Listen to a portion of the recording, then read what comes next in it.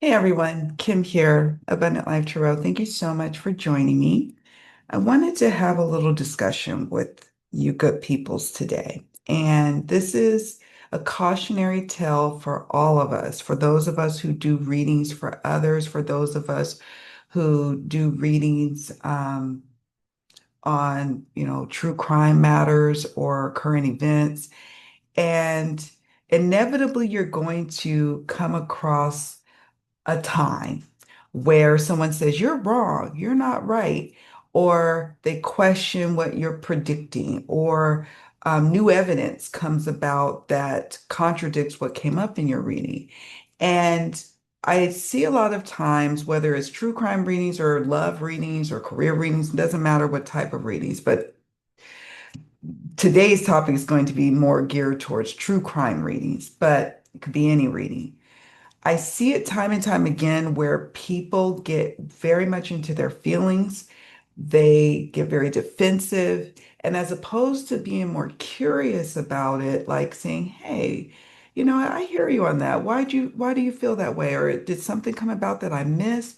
You know, inquire, be curious, be inquisitive about when someone makes an allegation that you are off the mark. They might enlighten you with some information that you could then pull some additional cards on and move the reading in a different trajectory. Maybe things have shifted and changed since the last time you did a reading. Or maybe you were just outright wrong. And it's okay to be wrong. You're in the wrong business if you are doing readings for the public, you're doing readings for others, and you think that you are right, like your predictions are 100% solid, because that's the approach that's going to lead to a downfall of epic proportions. As we see here, there was there was a lot of hubris going on with this case that I'm going to discuss today. So, that case that we're discussing is Ashley Gilliard. Gilliard. I'm probably mispronouncing her last name. But she at one point had over 250,000 TikTok followers. And I think at the time when I saw her on YouTube, at that time when she had 250K TikTok followers, she had like 3,000 subscribers on YouTube. That has now since dropped down dramatically on her TikTok page to from 250,000 to 3,000 followers. And now she has like 1,300 YouTube subscribers. And what transpired is she was taken to court for slander. And this was related to the Brian Koberger case. Well, at the time, it was the Idaho Four, the four students who viciously lost their lives to now who we know is Brian Koberger. But at the time when she was doing readings, Ashley was it was like a mystery. There was all these different persons of interest. And I remember doing the reading early on, and I remember in my spirit, I was like, do not name people, do not specifically point to this person or that. Do the reading and see what emerges, see what descriptions come about, and let the reading guide you. I remember doing that for myself, and I did the readings pretty early on. I have a whole playlist that is my evidence of how I approach the readings. Now, Ashley, hook, line, and sunk into a professor, a female professor. We'll just call her Rebecca. I don't know her last name. I forgot it. I think it's in the articles that I'll be sharing. But nevertheless, let's just call her Professor Rebecca.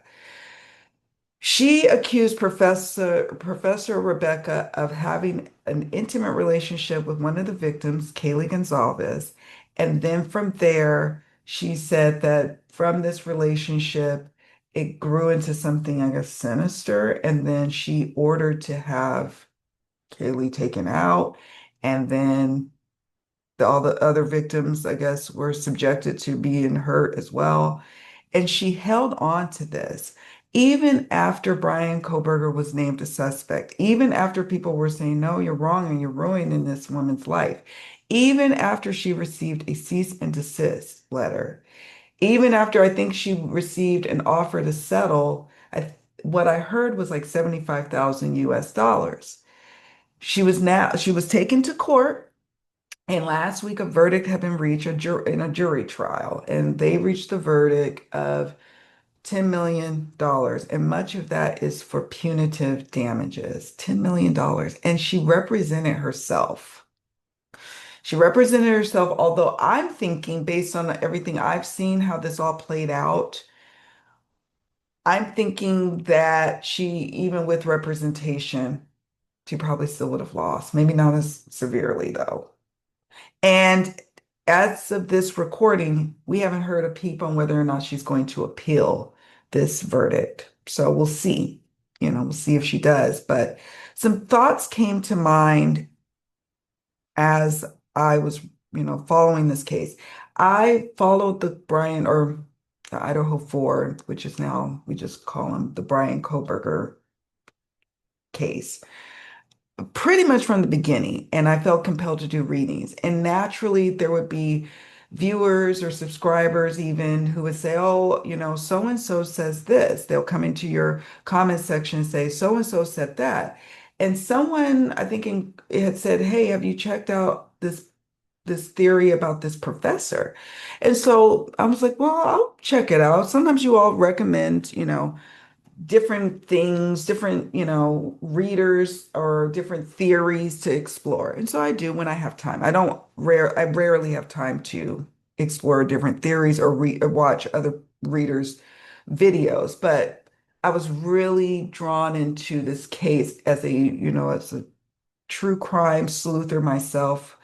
And I wanted to know what was going on. So I checked out Ashley's video. I had to sign up for TikTok. I think that's when I first signed up for TikTok.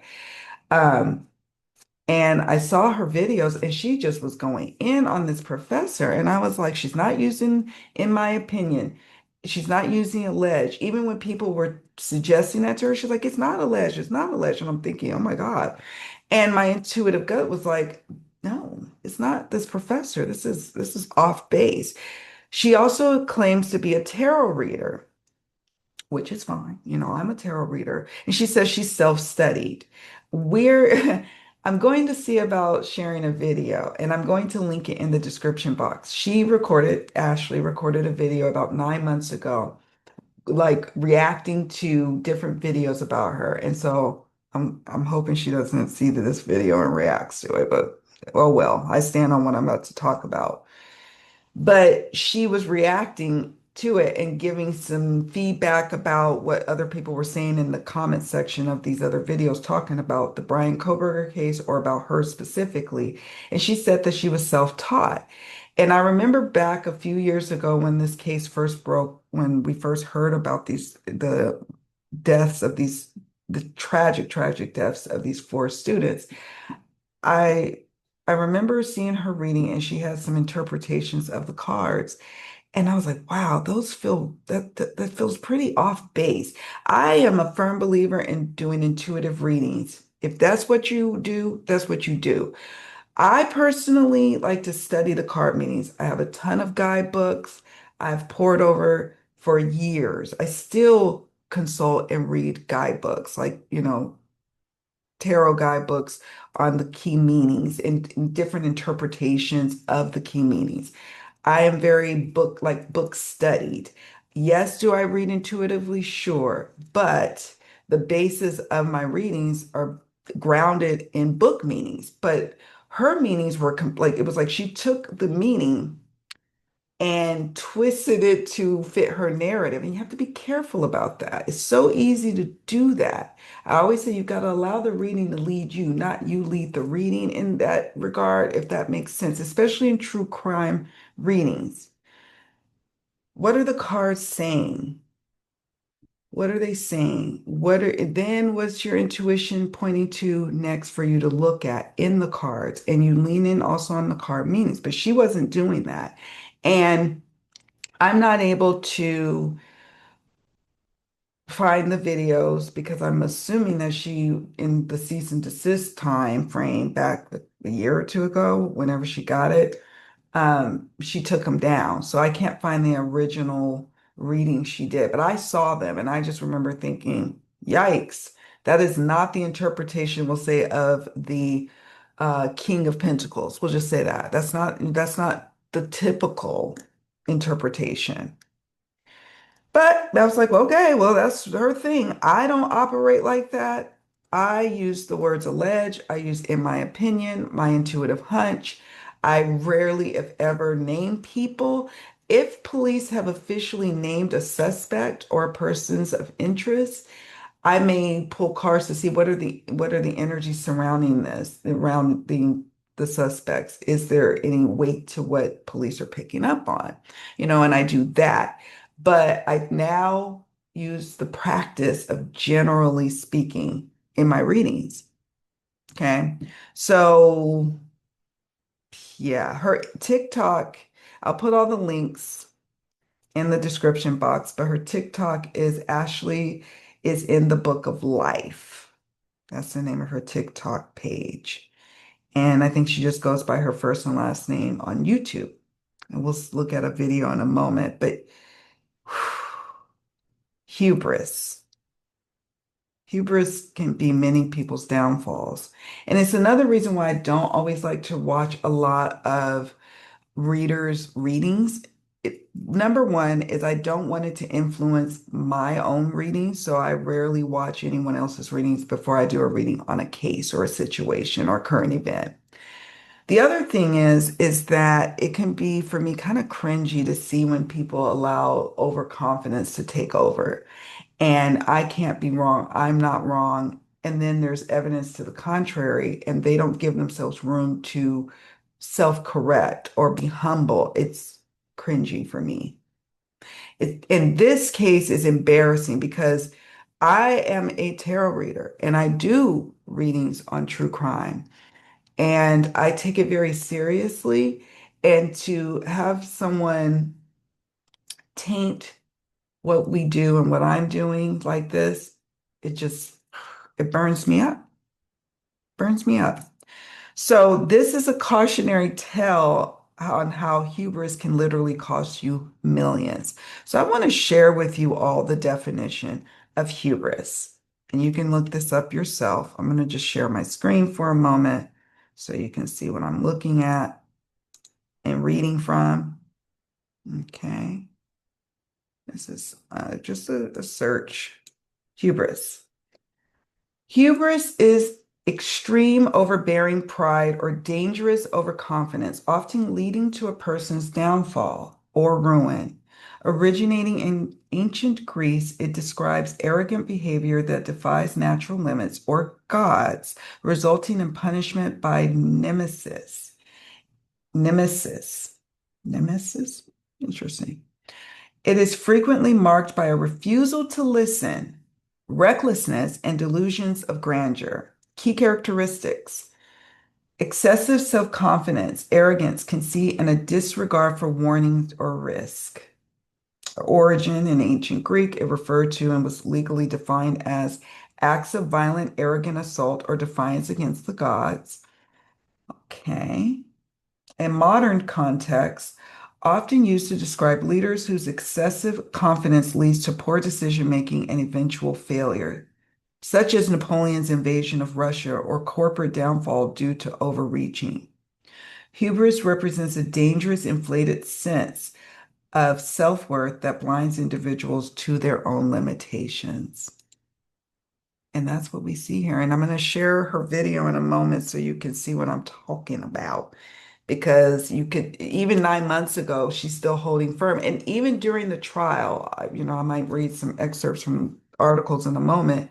You can tell that she's still very much not sorry. Like she caused this Professor Rebecca a lot of hardship with her accusations.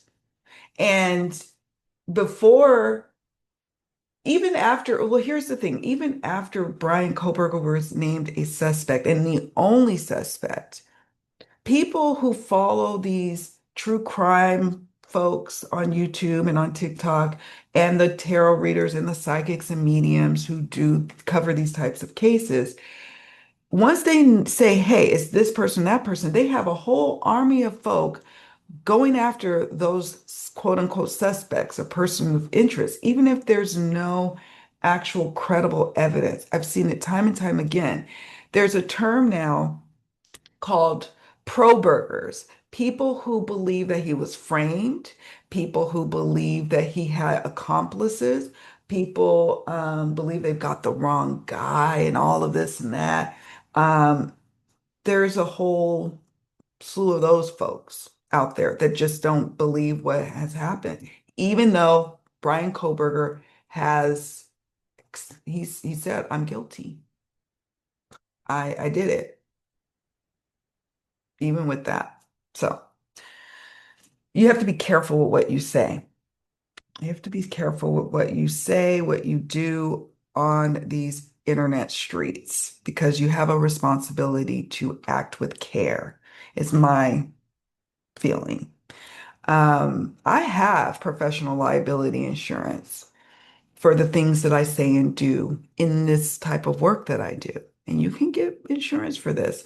Is it to the tune of $10 million is the limit? No, it is not.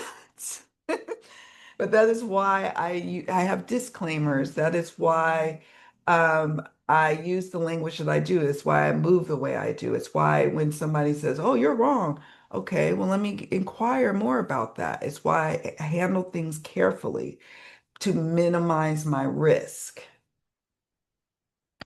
So apparently she didn't care and maybe she didn't have no insurance. Because if she had insurance and she kept on carrying on back when she had that cease and desist, 75,000 could have been negotiated and covered within her professional liability. But her insurance carrier probably would have told her, don't keep doing this or we're going to drop you. We're going to cancel and non-renew your behind. Don't do that again. You're too much of a risk. So yeah, there's that. I'm not a fan of critiquing other readers or psychics, and you all will, I'm very much like pro community and supportive of other readers and mediums and psychics and channelers. I'm very pro over here. But when this comes about, it sets a dangerous precedent on so many different levels. I felt the need I had to share about it. Okay, so I'm just looking at my notes before I start sharing. Um, some of the articles and her video, y'all. Let's see. Yeah, there's really no room in true crime readings or any types of readings for that matter for hubris. Can you think of ways, and can you think of times when you've seen people allow hubris, in their readings? Have you yourself been offended when someone calls you out or says you're wrong? How did you handle that? It could be an ego buster for sure, but there's a way to approach it where it doesn't have to hurt your ego, and you can actually come out stronger and better if you say, oh, let me approach it with a curious mind. The consequences of false, slanderous claims ruins people's lives. And people already think bad things about tarot readers, period. Not just in the true crime community, but just period. And so it's important for us to handle ourselves in a way that doesn't shed a lot of negative light on us. And it's okay to have your own reading style and read tarot intuitively, but to misrepresent card meanings, to bend them to your warped accusations is just plain flat out wrong. It's wrong. If you want to make your own little oracle decks and you want to, you know, riff off of those, or you do read intuitively with the tarot, do so with, do it with caution. But when we're talking about the 78 cards, the system, it's a system for a reason. There's card meanings attached for a reason. So I'm just going to say that. Legal protection is real. This is real consequences of what can go wrong when you just can't be wrong. This is the real thing. And witch hunts happen in this climate. Your words matter as content creators, no matter what type of content you are creating, right? All right, so that's it. That's all I want to share. Now I want to share my screen and just quickly show you some things. So first up, I'm going to go to this article and just read some excerpts. You know, I like to show and tell. And I have like in my coffee shop, a package of videos and supports for those who want to branch into mysterious circumstance type readings. And I have some videos about being an ethical psychic and reader, how to protect yourself, etc. And so this video is probably going to be going up in there as well. So it says tarot TikToker must pay $10 million to professor she accused in Moscow murders, jury says. This right here looks so bad. Tarot TikToker. Looks bad. It really does. It's embarrassing. A jury in Boise awarded $10 million in damages Friday to a University of Idaho professor who sued a Texas woman for defamation. Oh, it doesn't like this. Defamation over fabricated claims she repeatedly made on social media that the academic was responsible for the Moscow college student murders. The jurors deliberated for just under 2 hours before handing down their decision, which awarded Professor Rebecca Schofield far more than what her attorneys asked for in their closing arguments. Oh my goodness, it's just not liking this article. Um, you know what else was wild about this? Was because Ashley was representing herself in this hearing. She's like some of her basis of arguments, it was like because the tarot readings told me so. I don't know, like my spiritual knowings told me so. That was her defense. That was her legal defense. And I believe, she's interrogating just as you do when you have a trial, cross-examining witnesses and whatnot, and she's doing that. Can you imagine? And so that blew my mind. I'm not going to share the screen because it seems to not like when I do that. So I'm just going to read it here. Um, they only deliberate for 2 hours. Professor Rebecca testified this week during a 4-day federal trial over monetary damages that she developed severe anxiety, PTSD, and intense nerve pain throughout her body as a direct result of the false public accusations.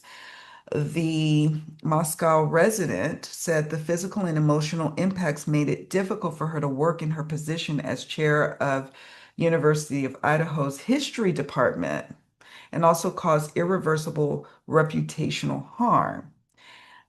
Wow. So about 2 weeks into the investigation of the 4 student stabbing deaths in November 2022, defendant Ashley Guillard, 41 of Houston, created a series of videos she posted to TikTok in which she blamed Schofield. And how she landed on Schofield, I forgot.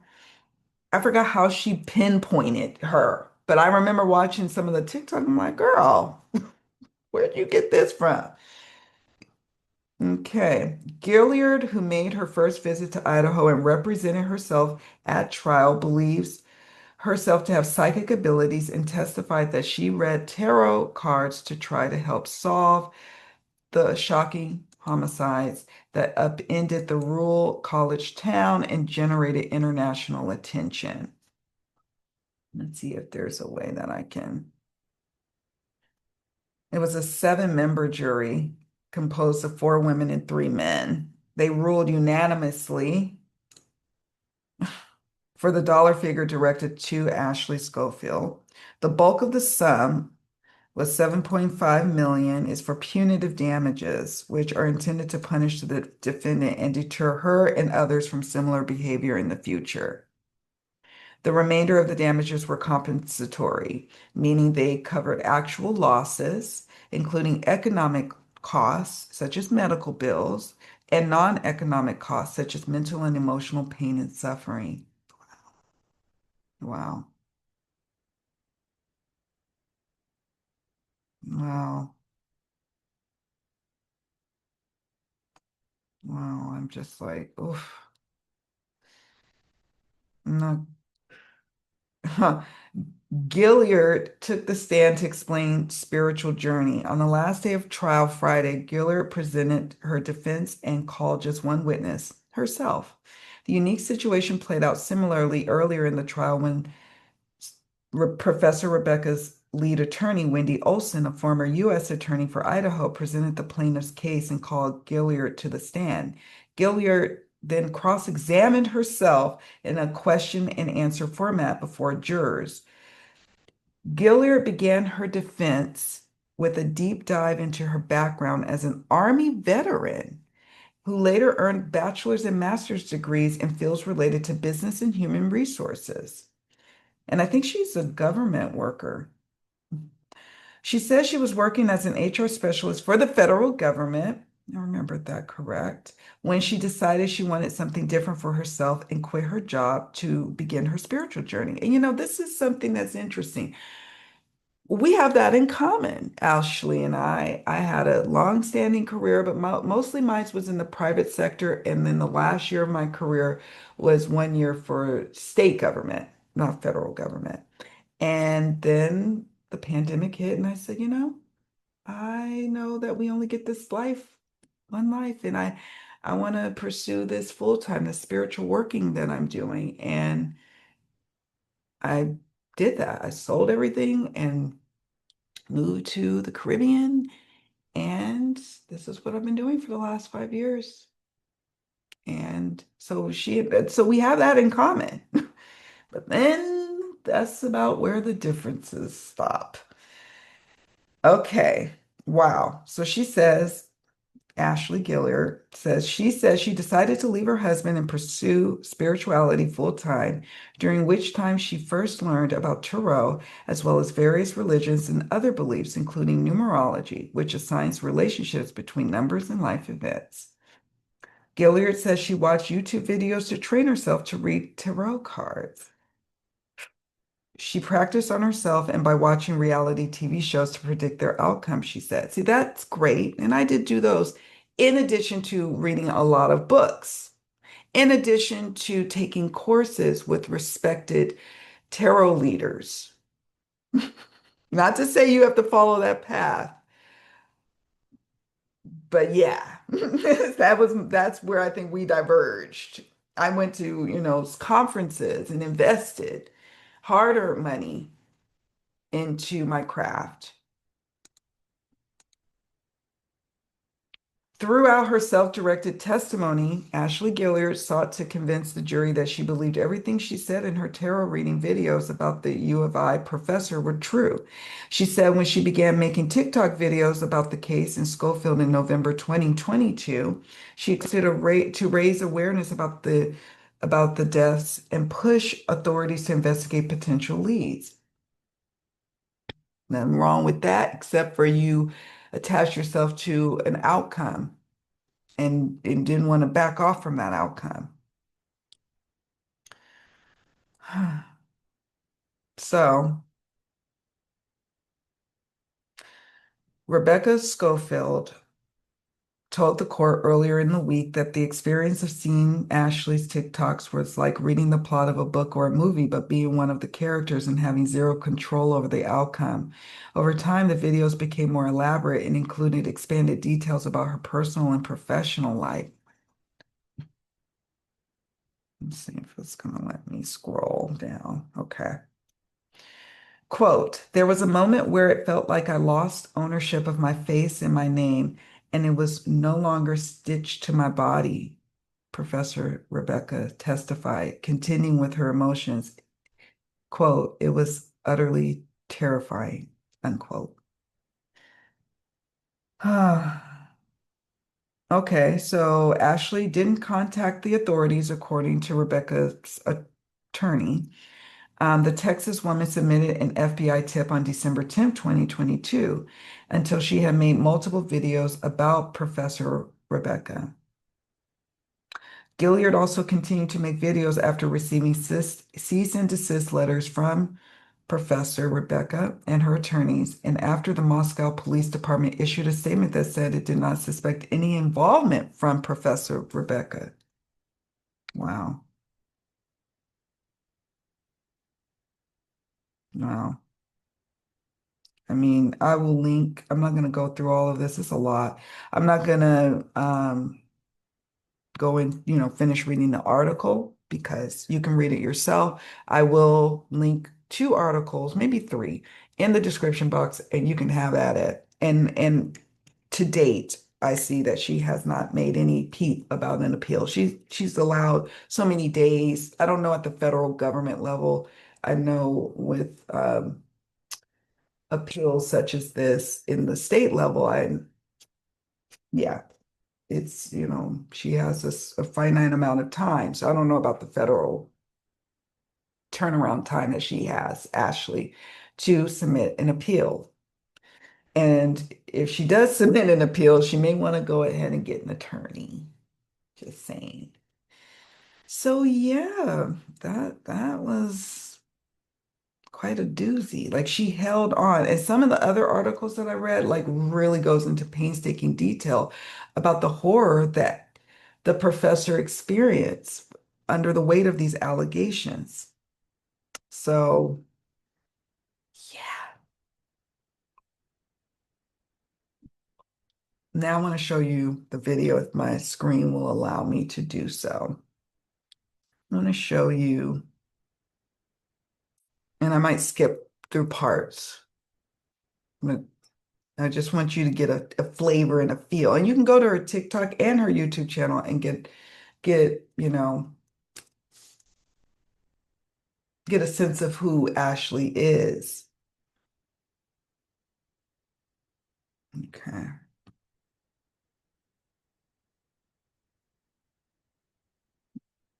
Computer is thinking about it. Okay. Here we go. Let me share my screen. It'll let me.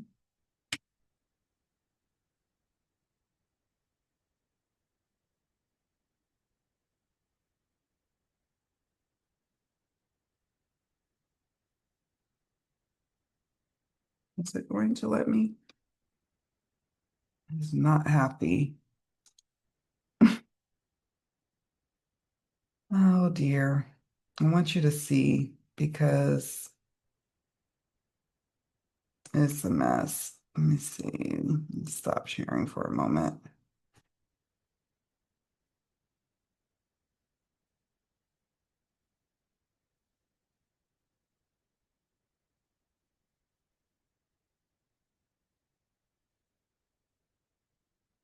While it's loading, we'll just process what we just saw or read or what I read to you.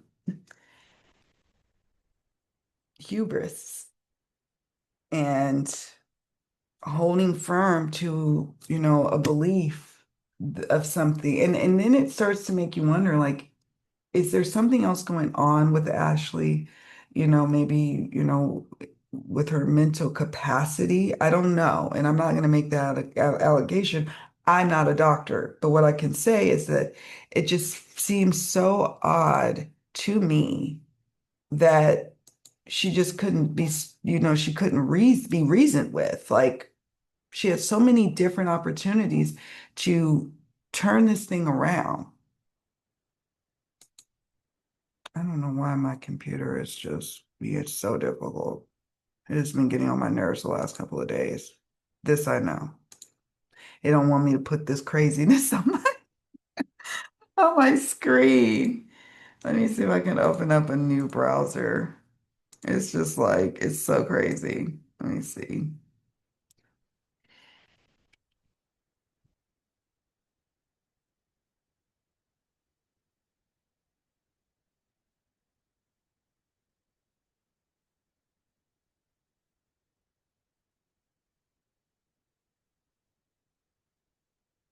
This might be my sign to hop off of here and just have you watch at your leisure and then come back and leave a comment on what you think after you watch the video. I'm going to link it in the description box.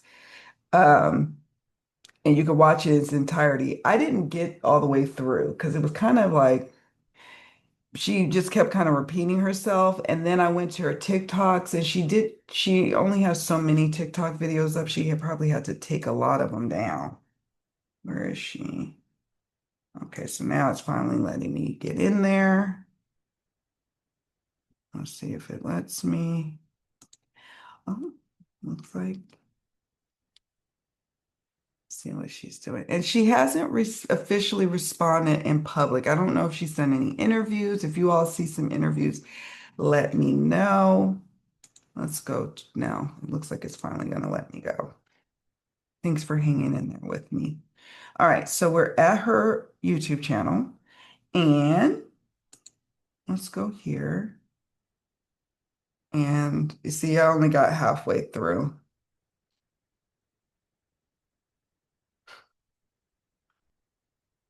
She was commenting about how crazy the comments are, and she didn't, I mean, who wants to sit up there and go to other people's YouTube videos about yourself and they're critiquing you, and then you're reading their comments? It's like, oh God, I wouldn't want to do that. Let me see. It's a 41-minute long video too. It's 41 minutes and 8 seconds. And I got halfway through it with 22 minutes. And again, this is just not wanting to work.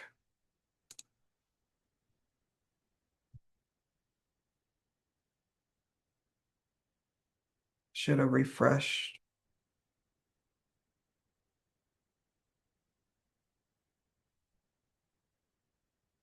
Watch the video to see what hubris looks like. Go look at her TikToks. See how she moves. See what she says. See how she doubles down, triples down on her points as opposed to just being reflective for a moment. And that could have gone a long way. Even apologizing to the professor could have gone a long way, you know? That's what I'll say there. She just held on and she didn't want to let go of her belief and she didn't want to be wrong. She says that in her video I'm trying to share with you all that she is a professional reader and that, she has clients who still come to her even after all of this craziness, they still come to her. And so I can imagine she doesn't want to come across as being wrong because that affects her business. But to me, it's like I don't know how anyone could go to a reading with her and she's so colossally wrong about this particular case. How could they be confident in what she says if she can't be humbled and corrected? Like, and it's okay to be wrong. It's okay to be wrong. I think that's the other takeaway here. We are we are human beings. It's okay to not have the right answers all the time. It's okay to be wrong on occasion. It's how you respond to being wrong is the sign of a mature person, right? Just off the bat. And it's a sign of a good reader, medium, psychic. It is the sign of someone who isn't overly like attached to ego that they can't learn and grow in tarot, right? It's my motto. Let's learn and grow in tarot together. So for some reason, this is not letting me share. I should have shut down and restart. You know how computers want to be. It's Mercury retrograde, y'all. Today was earlier this morning was the lunar eclipse. It's a lot going on energetically, but I had to get on here and talk about this. I think it's an important topic within our community. And, you know, it's a learning lesson. Some people would say, well, I wouldn't be like that. I'm not like that. I can accept being wrong, but I want you to think about the last time someone said you were wrong in a prediction. Maybe it never happened to you, and that's great. Or maybe someone questioned you or just was like, huh? I don't know about that. What was your first reaction and how did you respond to it? That's a good sign of if you've got your ego in check and if hubris is not going to take over and destroy your life, or is it? And so just check in with yourself. If you see your colleagues struggling with that, and they're asking your opinion even, like, because I'm a part of like little networks. Um, of other readers, and sometimes they'll say, am I in my head about this? Am I taking this too personal? And then people gently guide them. And so that's where mentorship also comes into play. I am a mentor. I have a program, Poised to Leap, on Ko-fi. If you are feeling the call to read professionally for other people and you want to do it ethically and soundly to protect yourself and those you read for, consider joining me. I would love to mentor you. Doesn't have to be me. You can find mentors all over the place. Vet them, make sure, they got the goods to be mentoring somebody. But mentorship and community is important in this work that we do. Yes, it may seem solitary, being a reader and you're reading for a client or two here and there, but it's not. You don't have to do this alone. And I have tools, books, resources to recommend to you. Even if you don't want to mentor with me and you have a question, you come across this video or any of my videos, and you're like, do you know of a book or a resource, Kim, that you could recommend to me to point me in the right direction? Please ask away. I would love to help you. I will respond to you as soon as I can because we are in this together and we want to get it right. We want to, do it right and be very, very protective of our reputations and protective of situations like this. I mean, this went completely awry, but it's a cautionary tale, like I said at the beginning. So leave me your comments, your thoughts down below. I'd love to hear from you. I can't wait to engage with you in this discussion. Watch the video. I'll have it linked in the pinned comments, the articles, as well as her video and her TikTok. Check it out. Come back over here and let me know what you think. And what else? Yeah, share your thoughts. Do me a favor on your way out. Please hit the like button and don't forget to subscribe to the channel. Take very good care of yourselves, friends. Bye for now.